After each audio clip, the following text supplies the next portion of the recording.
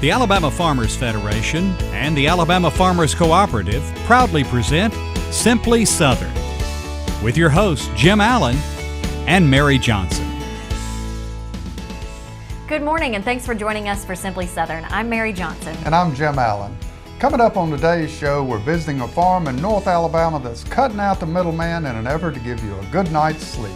You know, we are a farm family from North Alabama, and we decided we wanted to recreate your grandma's sheets.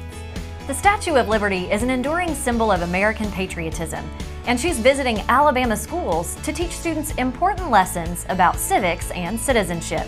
It's just so magical. These kids are used to seeing princesses and superheroes, and the fact that the Statue of Liberty could be an icon to them and something that's magical and fun, it really draws their attention. Plus, Sidney Phelps of Bonnie Plants continues his look back at the company's first 100 years in business. And if doing things the old-fashioned way approaches your outlook on life, we've got a treat for you. That's one of your bucket list things, is get some of these grits that we got tried. It's just like Dad had done it hundreds of years ago.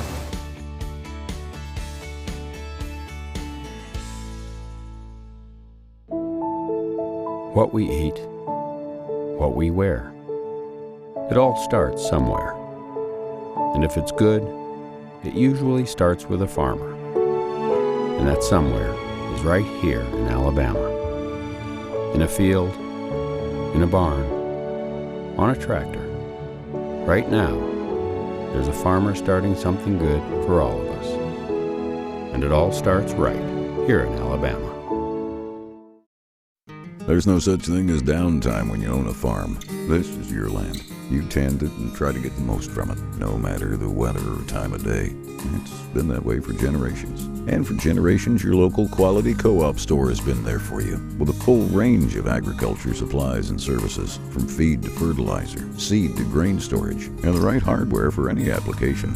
You'll always find what you need, plus friendly, knowledgeable advice at your local quality co-op store. There's one near you.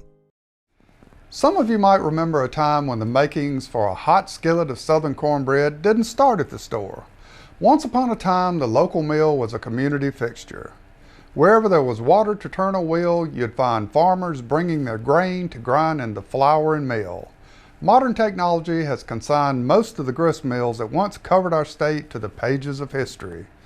But if you know where to look, you can still find some grinding it out. Just across the Covington County line in South Alabama, you'll find farmers lining up at harvest time to grind the year's corn into grits and meal at a thriving example of living history. For more than 50 years, the Fink family has run one of the few remaining operational grist mills in the state. It was completed in 1932 by a fellow named Henderson. He lost his other mill that was up the creek in the 29 flood. He knew what it was like to lose one because he built a good one when he built this one. While most of today's grain is ground in industrial operations using electronically driven steel rollers, Fink's mill still employs the classical combination of water and stone, which Quinn's customers drive from miles around to take advantage of. Have you ever took the time to cook some of these grits that comes off of this little mill up here? When you went through the Winn-Dixie, you just knocked them other ones off. That's one of your bucket list things, is get some of these grits that we got tried. It's just like Dad had done it hundreds of years ago, except better, because you got me. Fink's mill is the definition of the words stone ground. These days, you're probably more likely to see a millstone decorating someone's front lawn or garden, but Quinn's are all business. Feeling the floor shake as these big stone wheels turn might be a unique experience today, but the process dates back for centuries. You got a bed stone that sits in the bottom of the woodwork, and that stone does not turn, it's stationary. It's got a hole in the center, it's got a shaft with wooden wedges drove around it, just like they did hundreds of years ago if they had an oak tree left standing. And the top stone rests on that shaft with a center on it, and it turns without coming out. The weight holds it on there. It'll crush it, make cracked corn in the first 6 inches of it. And then as further it moves out, because the stone ain't flat, it's more of a like this, because the coarser stuff has to be in here, and then as it works out, it gets finer. It comes out on a sifter, we shake the the screenings off of it, which is the husk of the corn, and the rest of it falls in between the screen, this cornmeal. Years ago, Fink's Mill ground product to sell in stores, but today they only process what customers bring in. Regardless of whether you're bringing a lot or just a little, the Finks always look forward to the faces harvest time brings to their door. There's no limit. There ain't. If somebody's got a 5-gallon bucket full, that's fine. Sometimes they show up and they got the hardest stuff in the world to grind, and I'm still happy to see it because I just love doing it. Once, grist mills dotted the creeks and rivers throughout our state. Some remain only as museums, others only run for specific occasions. The Fink's Mill offers a chance to see a part of our history in operation, probably not much differently than it looked long ago. As an unapologetic enthusiast of all things old-fangled, taking a tour of a near 100-year-old mill ranks pretty high on my list of good times. And I know I'm not alone. People that come here are generally in best of moods, and they just wanting to see and learn and look and ask questions. There's something about giving you something from something that's so old. That means a lot to me. Just as Quinn inherited running the mill from his father, he hopes his 2 sons will take on the task in the future and maybe keep that old mill grinding for generations to come. Jim, the grist mills are just a very interesting part of our history, but what does it taste like when you have meal ground from there? We had several farmers that day, and one of the farmers let me have some of his corn. We ground it while we were there. I took it home. I've made cornbread several times. It's wonderful. All right, you know it's good when you've made it more than once. Oh yeah. Up next, some people know her as Lady Liberty, but you can call her Libby. We'll learn about Liberty Learning's Super Citizen program when we return.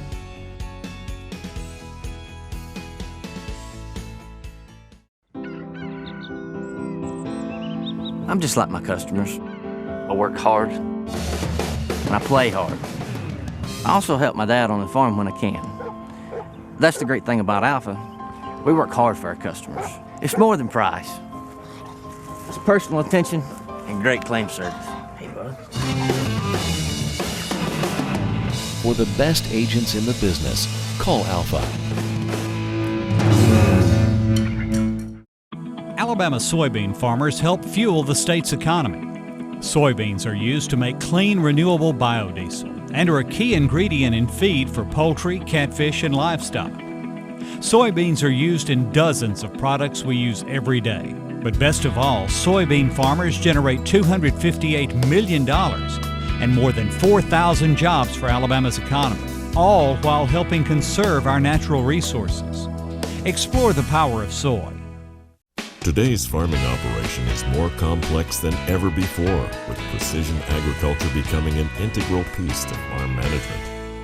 AccuField provides precision agriculture technologies and site-specific management capabilities in a simplified and interactive format, helping you put all the pieces of the farming puzzle together.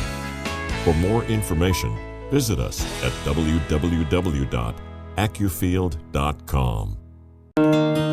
Support healthy food from local farmers by purchasing a Farming Feeds Alabama license plate. The tag funds education and promotion efforts, including Ag in the Classroom, agricultural scholarships, and youth programs. Get your Ag tag today. We believe a plant should be more than a plant. This one is. It's all you need for your garden to succeed. Because it's a Bonnie plant. It represents hundreds of varieties of Bonnie's quality veggies and herbs. But more, it's from generations of Bonnie people who are passionate about sharing their love of gardening with you. Look for this little Bonnie plant and a whole family of plants like it in your garden center. Bonnie plants, so you'll know how to grow. A walking, talking Statue of Liberty is visiting Alabama schools to introduce a 10-week Super Citizen curriculum that teaches students about civics, money management, and how to be a true hero. It starts with a high-energy patriotic assembly and sing-along and concludes with an emotional student-led tribute honoring special citizens from their communities. Willie Thomas, a custodian at Pick Elementary School, wasn't expecting to be called up on stage when he attended a Super Citizen celebration at Auburn High School. all my principal said, Mr. Thomas, could you wear a jacket and a tie? That's all. That's what I just put on, a jacket and a tie. I didn't know what was going on, but hey, I appreciate what they did for me though. I like to cry. I ain't gonna tell no story. I like to cry. And tears like to came down my eye. Thomas was honored as a super citizen for being a hero to his school and community. Third grader Abby Merner nominated Thomas. He does more than just cleaning. He helps us out. He cleans our carpets and he cleans the bathroom, and if someone gets sick, he'll clean that, and yeah. Yeah, and that's not usually very fun, is it? No. Merner was one of more than 800 students in the Auburn City school system who participated in the 10-week Super Citizen program from the Liberty Learning Foundation based in Huntsville. 4 elementary schools recognized 9 local residents for being heroes, including Lieutenant Colonel Ed Casey, who was nominated by students at Wright's Mill Road Elementary School. I learned that he is in the Air Force. He is very helpful in our community and to our country. All right, and Grayson, you have a special connection with him, right? He's my dad. He's doing this thing called Air War College, and he has to write papers, and he throws a baseball or football with me. Over 50,000 students statewide are expected to participate in Super Citizen events in the 2016-2017 school year. Each event kicks off with a visit from Lady Liberty herself, along with her tour bus. Hearing them count down for her to come out is really magical. But my favorite things are when we get to take pictures with the kids after the show, and I feel these little arms around me from behind, and it's just so magical. These kids are used to seeing princesses and superheroes, and the fact that the Statue of Liberty could be an icon to them and something that's magical and fun, it really draws their attention. The whole program draws their attention off themselves and what's going on in their world and puts it on the heroes that they choose. Liberty Learning Foundation Executive Vice President and former school principal Reeivice Girtman said the program has tangible benefits, including improved test scores and a decrease in disciplinary incidents. Our goal is to get kids fired up about being an American citizen, to be honest with you. We want them to have pride in their country, pride in their communities, and that begins with having pride in themselves. We teach them lessons about our American history, we teach them about financial literacy, we teach them about all the wonderful things that have made America great over the years so that we can continue that and they can take the torch forward. And it's not just the students who are impacted by the program. It's clear the events create a lasting impression with the super citizens they honor. It's good to be recognized because people always doing good things don't be recognized. But it's good to show people that you are watching them and recognize the work they do.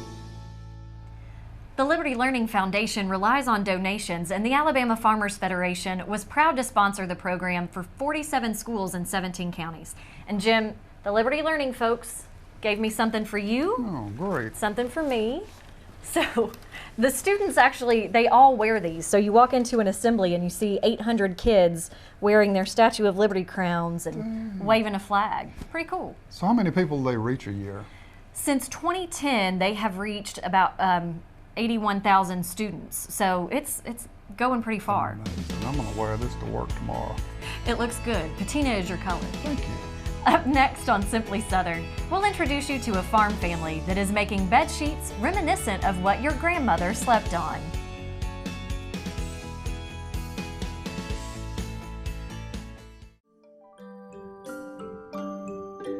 One out of 4 Alabama residents have benefited from the Alabama Cooperative Extension System. Last year, Master Gardener Managed Gardens donated $150,000 worth of fruits and vegetables to food banks, and over 25,000 young people developed math, science, technology, and engineering skills through 4-H. Now what we want to know is, how can we help you? Alabama wheat and feed grain farmers grow food, fuel, and freedom. Their harvest helps feed Alabama's multi-million-dollar livestock, catfish, and poultry industries while reducing America's dependence on foreign countries for energy and food. By combining their strength with farmers of other commodities, feed grain growers are fueling the economic growth of Alabama communities. What sustains us? Food? Family? Faith. Alabama farmers live those things every day. They conserve our resources, clothe our families, and fill our tables. They cultivate jobs for our communities and values for our future. Farmers grow it all, right here in Alabama. Nothing brings the family together like U.S. farm-raised catfish. American catfish farmers are dedicated to producing a premium, healthy catfish with a consistently mild, sweet flavor. Because we take as much pride in our work as you do in your cooking. From our family farms to your family's table, you can be sure you're getting the highest quality fish. Because your family deserves the best. U.S. farm-raised catfish. We're used to having farmers selling produce fresh from the farm directly to customers. One operation in North Alabama hopes that approach will work for them as well. But as Kevin Worthington tells us, instead of growing vegetables for taste, they're growing cotton for comfort. Like many farmers in Alabama and across the nation, it's easy for Mark Yeager to see the value in the billowy blooms covering his fields at harvest time. But the market doesn't always agree. It's been so frustrating for years now, we have not gotten a good price for cotton. With more than 3,200 acres of cotton and a family-owned gin operation, the Yeagers watch a lot of their product go out the door every year. For most cotton farmers, that's usually the last they see of what they've grown. But thanks to the power of social media, the Yeager family is taking their harvest a bit further. I got to do an Instagram. The kid showed me how to put it on my phone, and anyway, I sent my sister, who lives in Dallas, Texas, a picture of a guy on a forklift hauling moving cotton last year, and she sent me back a message on Instagram saying I would love to have some sheets made out of that white Alabama cotton. While an old hat at selling a cotton bale, turning out a cotton sheet was unfamiliar ground for Mark. So where else do you turn for help on a family farm but to your family? My background is in design and marketing, and I recently come back from New York and was living in Nashville with my husband. And he approached me during the holidays, and we were talking about the idea and started really acting on it in February of 2016. After buying back 50 bales of cotton from a recent sale, the Yeagers quickly discovered that taking their crop from the fields to the shelf would be a challenge. The main difficulty was really finding companies willing to take the minimums for our small run. We felt that that was extremely important to our story, that it just be our cotton, nobody else's. So that was the first hurdle. The second hurdle was finding a weaver willing to dedicate a loom to us and weave this minimum amount. You know, this 50 bales yielded about 20,000 yards of fabric, and that sounds like a lot, but to them it isn't. This initial run has given birth to Redland cotton, named after the red North Alabama soil from which their crop is grown. Having a product to sell created entirely from their family farm's harvest, it was important for the Yeagers that this personal touch carried over into the design as well. Dad started being very nostalgic about his grandma's sheets and how she would hang them up on the line and they would come off all stiff, and she'd put them out on the bed, but once you got in and started sleeping on them, they were so soft and they were just the best sheets. So we found this 1920s linen passed down from a family friend's great-grandmother, and she allowed us to take it and analyze it and get it deconstructed, and we were able to recreate 1920s linens and really able to give that feeling. Available for purchase primarily online, Redland cotton sheets carry a bigger price tag than what you might find at most local retailers. But the Yeagers feel that having a quality, American-made product is more than worth the difference. We can guarantee that they're made with quality. We gin it and clean it better than anybody else can.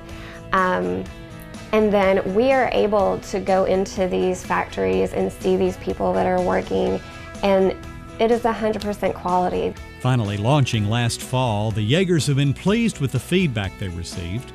The percentage of their crop dedicated to their sheets is still relatively low for now, but every Redland sheet they send out the door makes that portion of their crop even more special, and they're hopeful it'll only increase. We're just hopeful that we can sell a lot of sheets. I'd love to take every bale of cotton I make and put it into my own textile. For Simply Southern, I'm Kevin Worthington. You can see their complete line of fine linens at redlandcotton.com. The Jaegers can assure you that the cotton in their sheets came from their farm, but by next year, they'll be able to assure you a specific field that it came out of on their farm. That's really amazing. It's a whole new take on farm to table. Farm to bed instead. Farm to bed. Up next on Simply Southern, Sidney Phelps continues his trip down memory lane as Bonnie Plants prepares to celebrate its centennial.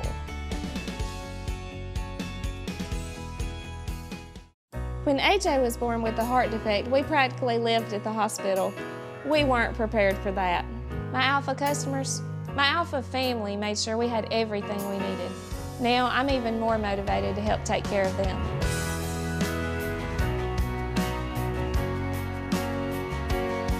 Who I am fits what I do. I am Alpha. For the best agents in the business, call Alpha. What one thing can you say about your local quality co-op store? You can trust us. You get what you need for your farm, for your lawn and garden, and the safest products for your pets. We're locally owned and operated, and you can trust that we care about our community and the people in it. So if you're a raised bed gardener, a rose gardener, or if you farm hundreds of acres, the Quality Co-op Store has exactly what you need to get the job done. All this plus friendly, knowledgeable advice. Your Quality Co-op Store. There's one near you. Support healthy food from local farmers by purchasing a Farming Feeds Alabama license plate.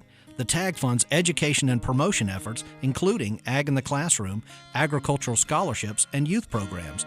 Get your Ag tag today. We believe a plant should be more than a plant.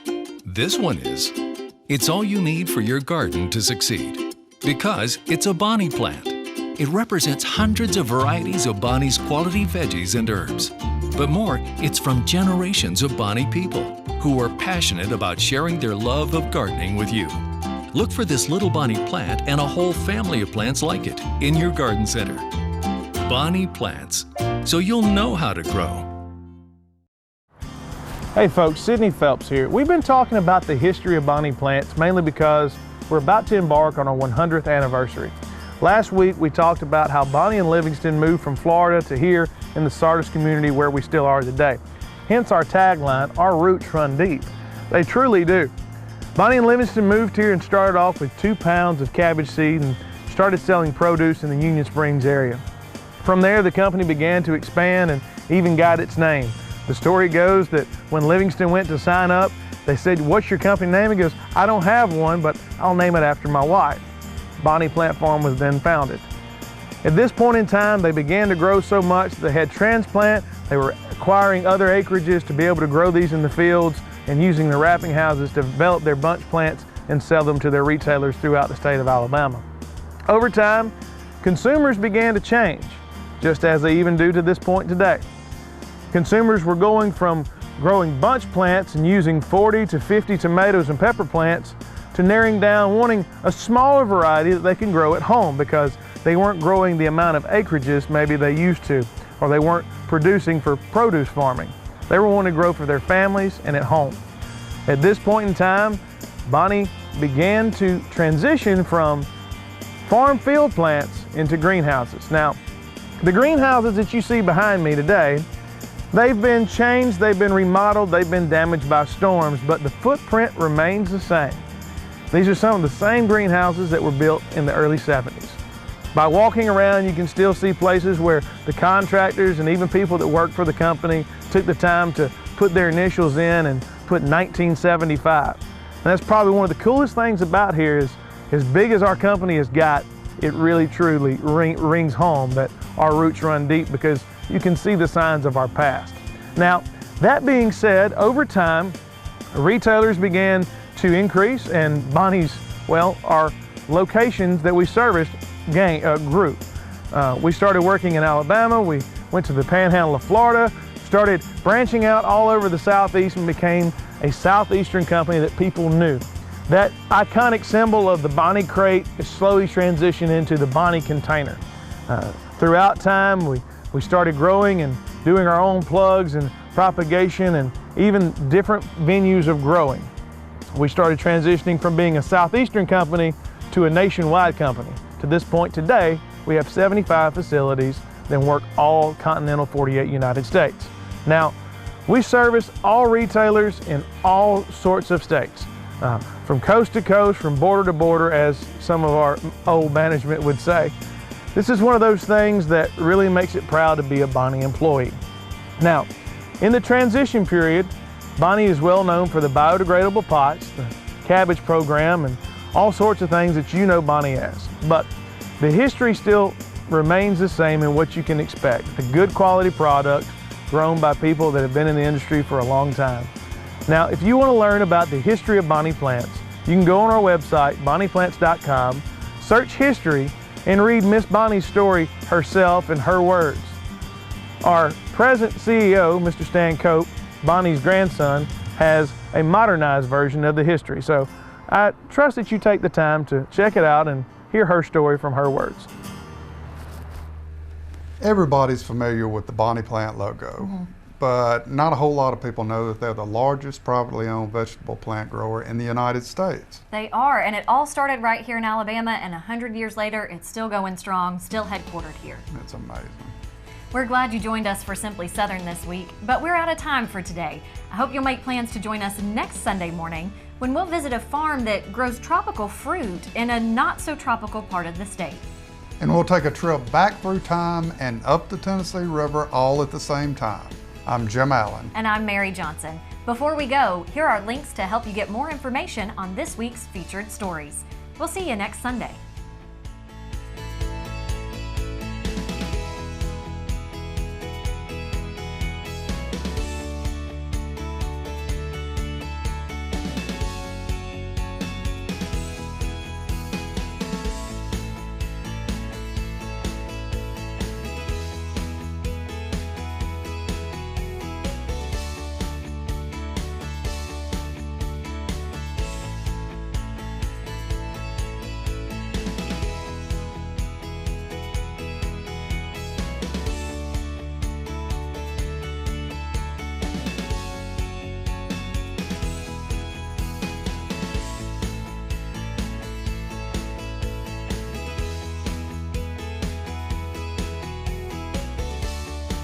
Simply Southern is a production of the Alabama Farmers Cooperative and the Alabama Farmers Federation.